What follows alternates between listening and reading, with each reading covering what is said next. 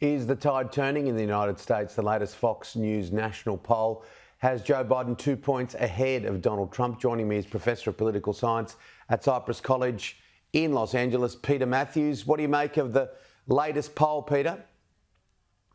Well, that's pretty remarkable that Biden was several points behind Trump until these last two polls came out, which he was steadily climbing. Now he's 2 points ahead of Trump nationwide, and that's still a state-by-state election we should be looking at. But nationwide, President Biden has some hope now. He's about 2 points ahead.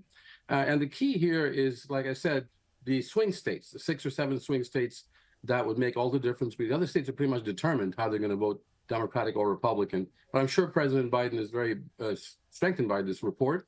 And I don't think it'll be a problem to see how it goes in the next couple of weeks, especially after the debate.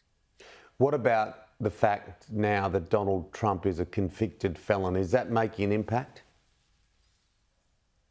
It has had an impact with independent voters, and those voters were leaning actually a little bit more to Trump than Biden. Now it's switched over and they're leaning more toward Biden than Trump, and that's one reason Trump's numbers went up.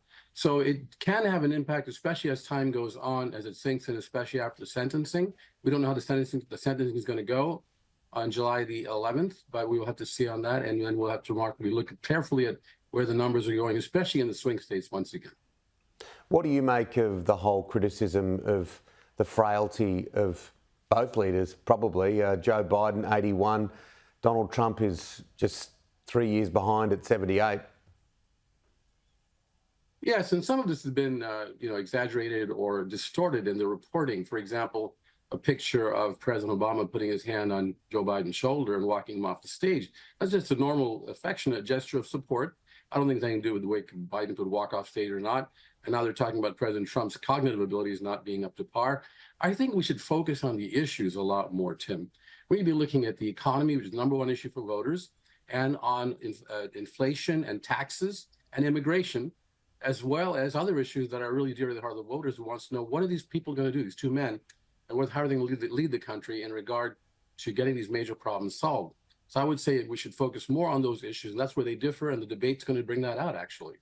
What is the latest with immigration? Because we've been running a story the past couple of days. It was an exclusive from Sky News where it not only tracked those coming across the border, but there are lots of people coming from other countries that are basically travelling all the way through Mexico to try to get to the US.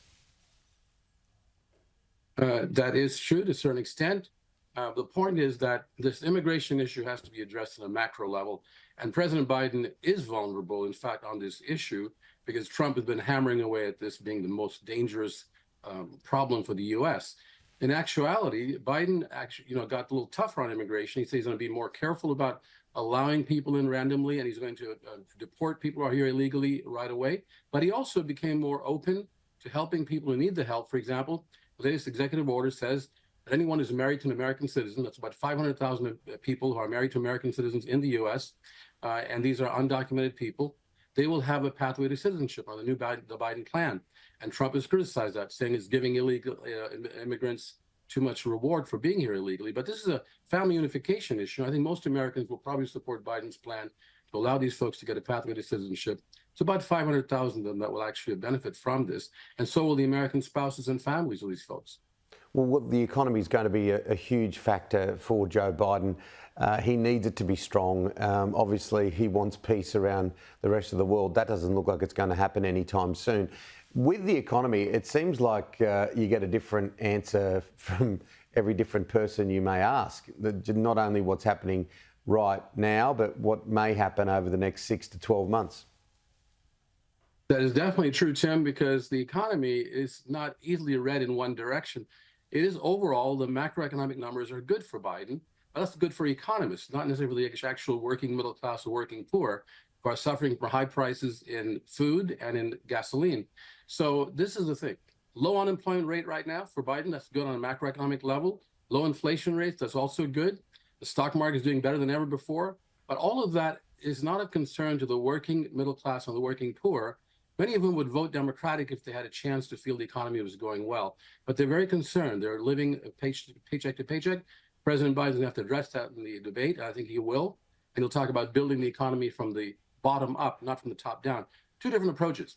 The top-down approach is called supply-side economics. President Trump tried that in 2017 by giving tax cuts to wealthy business people and investors, hoping they'll grow the economy that way by expanding their investments, and that will trickle down to everyone. The other way is to invest in infrastructure, in jobs, in clean energy, and creating more jobs for working people, and also strengthening unions. And that's Biden's approach.